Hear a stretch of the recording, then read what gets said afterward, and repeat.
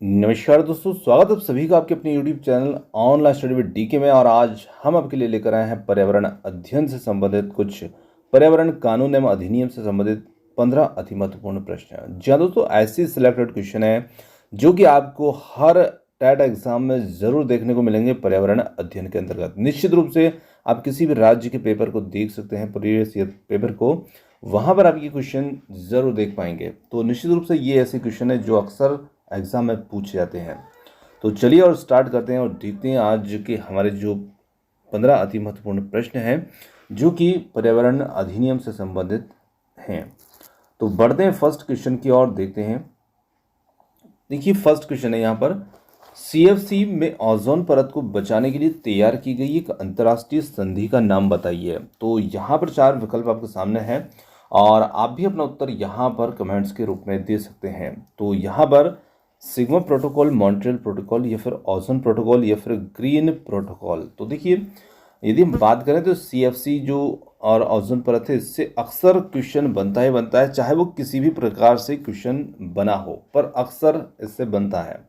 अब क्योंकि हमने अधिनियम के क्वेश्चन लिए हैं तो हम यहाँ पर अधिनियम की ही बात करेंगे, जो भी संधि इसके लिए बनाई गई है उसके बारे में। तो यहाँ पर हम पहले अपने उत्तर को डिस्कस कर लेते हैं और फिर बाद में से संबंधित और भी प्रश्न को देखते हैं। तो यहाँ पर हमारा जो उत्तर बनता है वो बनता है मॉन्ट्रियल प्रोटोकॉल। जी हाँ, बी विकल्प जो होगा इसके लिए यहाँ पर सही उत्तर होगा। अब देखिए एक और प्रश्न यहाँ पर बनता है कि ओजोन परत जो है ये कौन से मंडल में स्थित होती है ना। तो ये समताप मंडल यानी कि स्ट्रेटोस्फीयर में स्थित होती है। एक और प्रश्न बनता है कि ये कितनी ऊंचाई पर होती है। तो लगभग हम 10 से 50 किलोमीटर की ऊंचाई पर जो स्थित होती है, ठीक है ना। और इसी के साथ में यदि हम बात करें तो इसमें छिद्र करने वाले पदार्थ का नाम है ओजोन परत में, तो वो सीएफसी क्लोरोफ्लोरोकार्बन होता है ना। तो ऐसे 2-3 प्रश्न जो हैं इससे किसी भी प्रकार से प्रश्न जो है पूछे जा सकते हैं।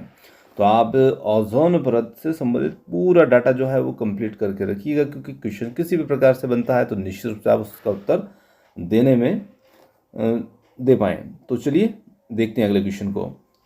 आगे बात करते हैं। यहाँ पर जो व्यक्ति इस जंगल में कम से कम 25 वर्षों से रह रहे हैं उनका उस जंगल भूमि पर और उसमें पैदा होने वाली वस्तुओं पर अधिकार है, यह जनादेश किसके द्वारा दिया गया था।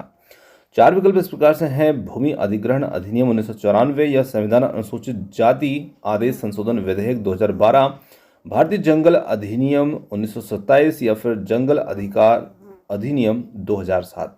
तो ये 4 विकल्प आपके सामने हैं और आप न तो ज़रूर दीजिएगा।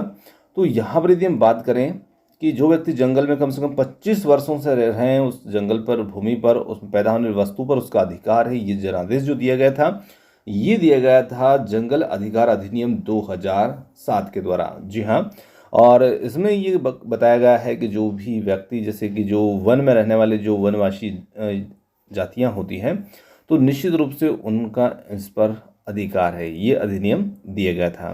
तो जो भी जनजाति वनों में रहती हैं और इतने वर्षों से रह रही है तो उनका इस पर अधिकार होगा। और ये जो अधिकार था इनका, ये 1923 जो इंडियन फॉरेस्ट एक्ट था उसके तहत उनसे छीन लिया गया था और ये उन्हें पुनः उन अधिकार को प्रदान करता है। तो डी विकल्प जो होगा ये हमारा इसमें उत्तर होगा। आगे बात करते हैं। यहाँ पर अगला प्रश्न आता है। यहाँ पर हमें एक सूची दे रखी है और सूची को सुमेलित करना है सूची से। तो यहाँ पर सूची फर्स्ट सेकंड 2 सूची यहाँ पर दे रखी है, तो यहाँ पर हमें इसको सुमेलित करना है। तो देखिए पहला यहाँ पर दे रखा है पर्यावरण सुरक्षा अधिनियम, दूसरा है बी वाला वन्य जीव सुरक्षा अधिनियम, और सी है वन संरक्षण अधिनियम, और थर्ड डी है यहाँ पर जल प्रदूषण निवारण या नियंत्रण तथा नियंत्रण अधिनियम।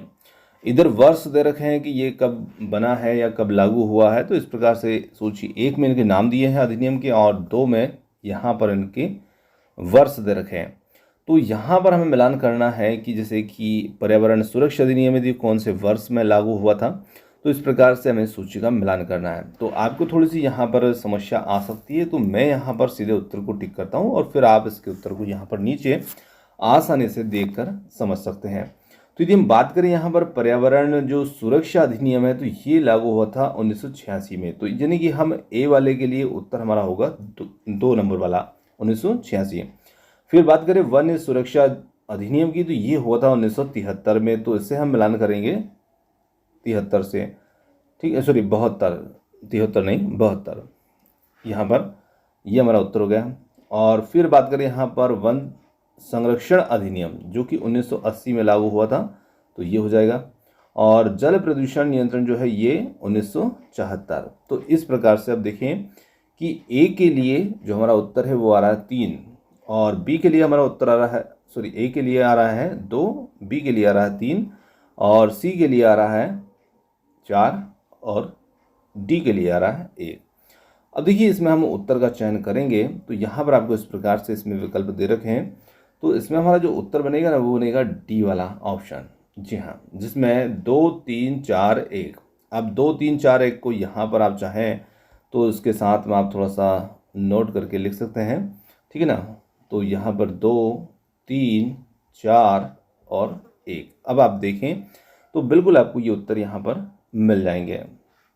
चलिए आगे बढ़ते हैं अगले प्रश्न की ओर। वन्य जीव सुरक्षा अधिनियम जो है ये पारित किया गया था। तो अभी आपने इसी को देखा है, तो यहाँ पर 4 विकल्प में से कौन सा उत्तर होगा, अभी हमने सूची में मिलान किया था, तो निश्चित रूप से आप उत्तर को यहाँ पर आसानी से देख पाए होंगे कि यहाँ पर वन्य जीव सुरक्षा अधिनियम जो था ये पारित किया गया था वर्ष 1972 में।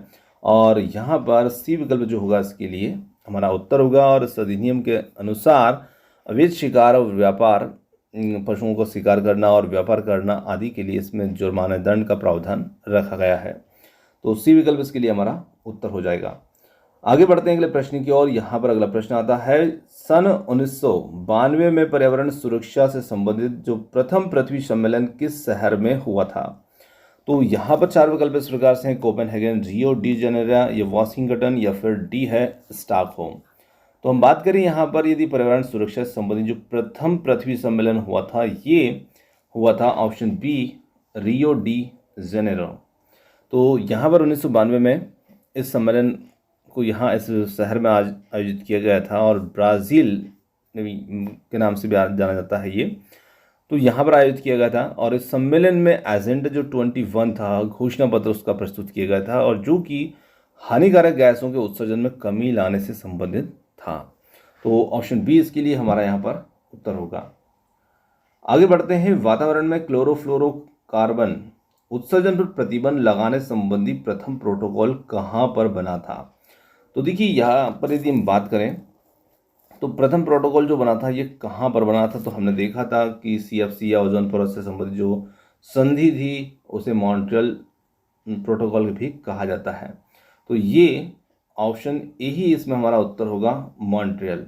जी हाँ, मॉन्ट्रियल सम्मेलन जो था ये वर्ष 1987 में हुआ था, ठीक है, और के तहत ओजोन परत में जो संरक्षण है उसके सुधार है जिसके लिए इसे बनाया गया था, लागू किया गया था। और ये इसका जो मुख्य उद्देश्य है ये CFC यानी कि क्लोरोफ्लोरो तथा जो हैलोजन संबंधित गैसें होती हैं उन पर नियंत्रण लगाने की बात इसमें की गई थी, जिससे कि ओजोन परत को हानि ना हो। और भी कुछ ऐसी संधियां हैं जो कि अक्सर इसी पर्यावरण संधि से संबंधित नाम इसमें पूछे जाते हैं। जैसे यदि बात करें हम स्टॉकहोम सम्मेलन की, तो ये 1972 में लागू हुआ था, और इसी के साथ में संयुक्त राष्ट्र पर्यावरण कार्यक्रम की स्थापना इसके तहत की गई थी, जैसे UNEP की, ठीक है। और 5 जून को पर्यावरण दिवस मनाने की जो घोषणा थी ये भी स्टॉकहोम सम्मेलन में की गई थी। इसी प्रकार से दूसरे की बात करें हम रियो की, जो कि पृथ्वी सम्मेलन के नाम से जाना जाता है, तो यह 1992 में हुआ था, और इसमें एजेंडा 21 की स्वीकृति दी गई थी। इसी प्रकार से एक हेलसिंकी सम्मेलन है जो कि 1974 में था, इसमें सामुद्रिक जो पर्यावरण है उसकी सुरक्षा से संबंधित बातें इसमें बताई गई थी, इसका उद्देश्य था। चलिए आगे देखते हैं अगले प्रश्न को। अगला प्रश्न आता है यहाँ पर, ग्रीन पीस इंटरनेशनल का मुख्यालय अवस्थित है। तो यदि हम बात करें ग्रीन पीस इंटरनेशनल के मुख्यालय की, तो ये न्यूयॉर्क, सिडनी, या फिर एम्स्टर्डम, या फिर नागासाकी। तो 4 विकल्प इस प्रकार से हैं। तो यहाँ पर हमारा जो उत्तर बनेगा वो बनेगा विकल्प सी, एम्स्टर्डम। और ग्रीन पीस जो है ये एक स्वतंत्र वैश्विक अभियानकारी संस्था है जिसकी स्थापना वर्ष 1971 में की गई थी। तो ये इसका जो मुख्यालय है ये एम्स्टर्डम नीदरलैंड में स्थित है। चलिए आगे बढ़ते हैं और अगले प्रश्न को देखते हैं।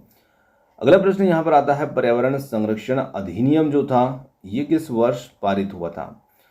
1982, 1986, 1992 या फिर 1996 को? तो यहाँ पर हम देखें तो ये पर्यावरण संरक्षण अधिनियम जो था ये वर्ष 1986 को लागू किया गया था, और इसके लिए हमारा जो बी विकल्प होगा ये बिल्कुल सही होगा। और साथ ही साथ यदि हम बात करें तो 1986 को ये पास किया गया था। चलिए आगे देखें अगले क्वेश्चन को। अगला क्वेश्चन आता है यहाँ पर, निम्न में से कौन सी अंतर्राष्ट्रीय संस्था पूरे विश्व में पर्यावरण सुरक्षा की देखभाल करती है?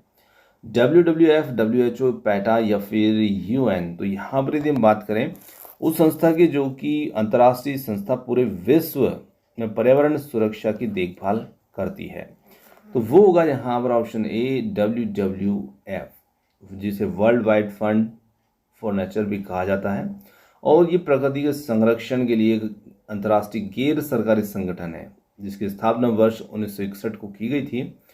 चलिए आगे बढ़ते हैं।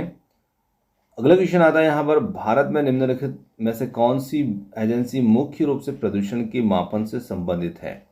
तो यहाँ पर हमें देखना है प्रदूषण के मापन से जो संबंधित एजेंसी है उसे ग्रीन ट्रिब्यूनल या फिर केंद्रीय प्रदूषण नियंत्रण बोर्ड या केंद्रीय जल आयोग या फिर सर्वे ऑफ इंडिया।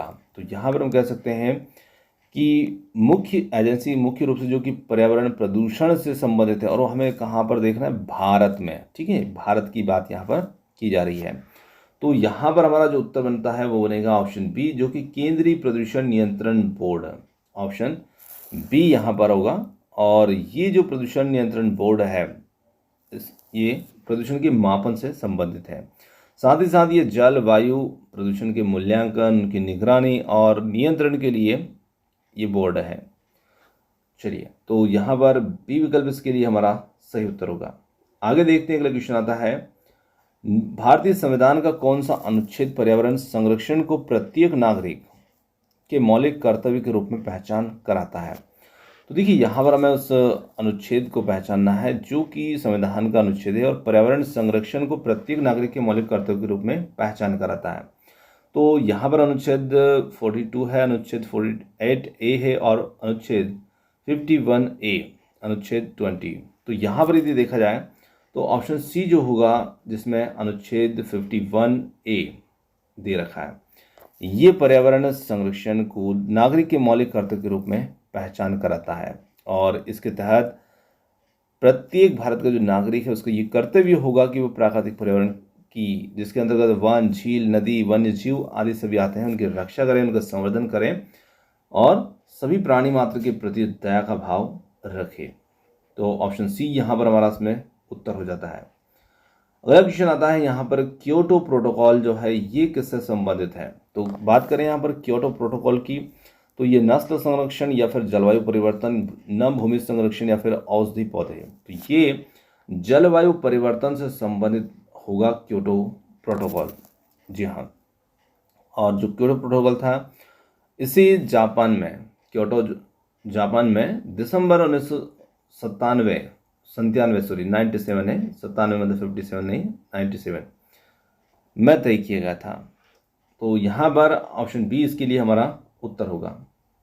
अगला क्वेश्चन आता है, कार्बन शुल्क लागू करने वाला जो प्रथम देश है वो कौन सा है? तो यदि हम बात करें कार्बन शुल्क लागू करने वाले प्रथम देश की, ऑस्ट्रेलिया, आइसलैंड, USA या फिर न्यूजीलैंड, तो यहाँ पर विकल्प हो जाता है हमारा डी वाला, न्यूजीलैंड। जी हाँ, कार्बन शुल्क को सबसे पहले न्यूजीलैंड ने लागू किया था, और डी विकल्प जो होगा इसके लिए हमारा सही उत्तर होगा।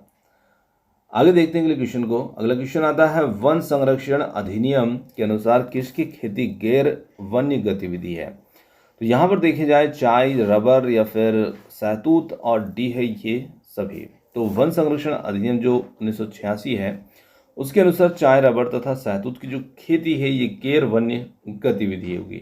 तो यहाँ पर विकल्प डी जो होगा इसके लिए हमारा उत्तर होगा, जिसके अंतर्गत ये सभी आएंगे। आगे देखते हैं अगले क्वेश्चन को।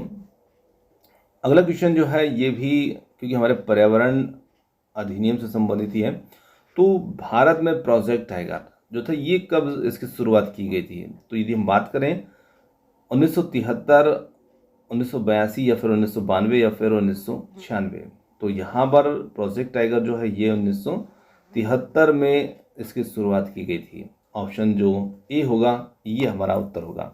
तो दोस्तों ये कुछ ऐसे क्वेश्चन है जो कि अक्सर एग्जाम में पूछे जाते हैं, तो निश्चित रूप से आप इन सभी को अच्छे से तैयार जरूर कीजिएगा। और यहाँ पर हमारे क्वेश्चन जो थे समाप्त होते हैं। और वीडियो आपको कैसा लगा कमेंट्स करके जरूर बताइएगा। वीडियो पसंद आया तो वीडियो को लाइक, शेयर और चैनल को सब्सक्राइब करना मत भूलिएगा। और आपने जो समय दिया उसके लिए बहुत बहुत धन्यवाद। Thanks for watching. मिलते हैं जल्दी ही एक और नए किसी अगले वीडियो के साथ। धन्यवाद।